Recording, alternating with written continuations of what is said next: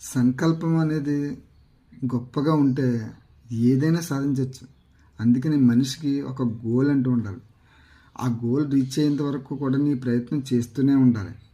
అలా చేస్తేనే ఈ రోజుని ఐఏఎస్లో, ఐపీఎస్లో వీళ్ళందరూ ఒక సంకల్ప దీక్షతో పూనుకున్నారు.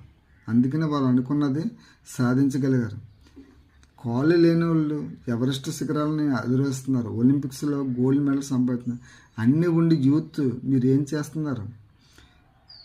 ఉపాధ్యాయుల్ని వెనకాల నుంచి ర్యాగింగ్ కామెంట్స్ ఇవన్నీ చేయడం అంత కరెక్టా? నేను చాలాసార్లు చూస్తుంటాను కాలేజీకి వెళ్ళినప్పుడు. నెక్స్ట్ హై స్కూల్లో టీచర్స్ కూడా చాలా ఇబ్బంది పెడుతున్నారు. అది కరెక్ట్ కాదు. యూత్ మీరు మీ గోల్ మర్చిపోతున్నారు. మీ గోల్ అంటే ఏంటనేది మీరు ఒకసారి ఆలోచించండి.